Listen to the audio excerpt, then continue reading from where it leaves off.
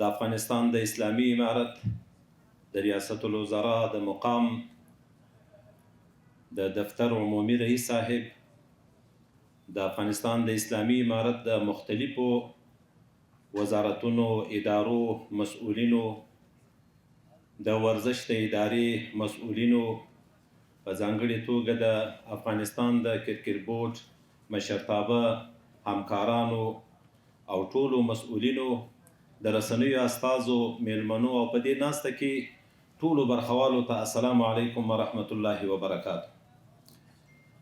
ډیر خوشحاله چې افغانستان نن د یوې داسې سترې حیاتي رغنیزې پروژې شاهد ده چې په دې نږدې تیرو وختونو کې موږ دغسې یو حیاتي پروژه نه دی لیدلې چې افتتاح سي.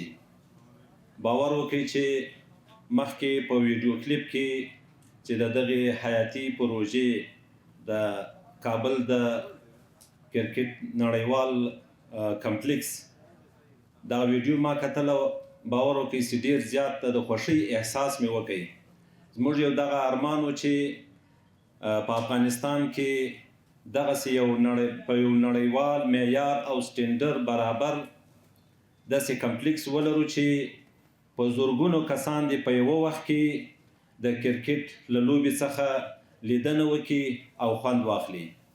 الحمدلله دغه ارمان دا د په پوره کېدو ده. د افغانستان د کرکټ بورډ د مشرتابه او مسؤلینو په هڅه او هاند سره انشاءالله زموږ دغه ارمان پوره کیږي. قدرمنو حاضرینو، باید وایم چې د افغانستان د اسلامي امارت په راتګ سره په هره برخه کې د پرمختګونو او بریاوو شاهدان یو.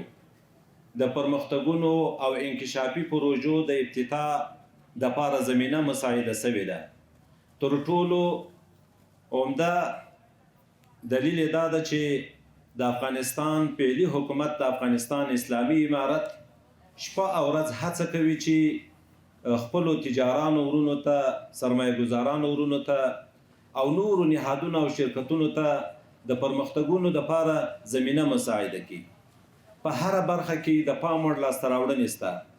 په ځانګړې توګه د کرکټ د بریاوو په برخه کې او په عموم کې د افغانستان د ورزش برخه د بل هر وخت په نسبت باندې ډیره ښه ځلېدلې ده. موږ او تاسو په دې وروستیو کې د کرکټ په برخه کې دغسې بریاوې ولیدلې چې هیڅ تمه یې نه کېدله. د کرکټ په برخه کې هغه اتلولۍ موږ ترلاسه کړلې چې مخکې تاسې ولیدل چې ټول خلک یې حیران کړل چې په دومره کم وخت کې په دغو کمو امکاناتو باندې، په دغسې ظرفیتونو باندې د افغانستان کرکټ بورډ وتوانید چې په نړۍ کې د افغانستان نوم وځلوي، د افغانستان دپاره افتخارات کسب کړي. همدغسې په نورو ورزشي برخو کې لکه مخکې چې محترم ډاکټر صاحب هم یادونه وکړه، په لومړي ځل باندې افغانستان د نړیوالو لوبو کوربه و. نږدې 6 هیوادونه، قرغیزستان، ترکمنستان، ازبکستان، ترکیه، ایران او د افغانستان په شمول باندې 7 هیوادونو په افغانستان کې نړیوالې لوبې ترسره کړلې. دغسې د افغانستان د فوټبال او فوټسال برخه، نورې والیبال برخه او نورې برخې د پام وړ لاسته راوړنې ودرلودلې. موږ 20 کاله مخکې د افغانستان د ورزش برخې یوازې یو د نقرې مډال درلودی، خو 20 کاله وروسته اوس، یعنی 20 کاله مخکې یو د نقرې مډال درلودی، اوس د طلا مډالونه لرو. دغه د طلا مډالونه ترلاسه کول دا په اسانۍ سره نه ترلاسه کیږي. ښکاره خبره ده، دا د دې څرګندونه کوي چې فعلي حکومت د افغانستان اسلامي امارت د ورزش تر شا ولاړ ده، د ورزش حمایت کوي، د ورزش لپاره حمایت کړی ده.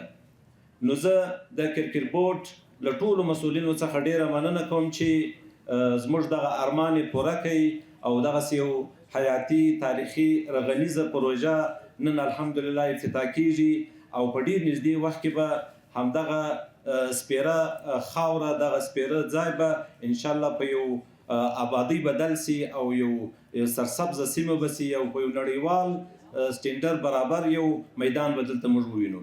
زه له ټولو څخه ډیره مننه کوم چې په سر کې د افغانستان د اسلامي امارت او په ځانګړې توګه د ریاست الوزرا له مقام څخه ډیره مننه کوم چې د دغې ځمکې په ترلاسه کولو کې او برابرولو کې څه ستونزې درلودې ټولو ته زمینه مساعده کړه، هغه یې حواله کړې او دغه ځمکه د کرکټ بورډ په لاس کې ورکړه. او د کرکټ بورډ له مسؤلینو څخه ډیره مننه کوم چې په لنډ وخت کې دې ته زمینه برابره کړه چې دا د عملاً موږ دا کار وینو.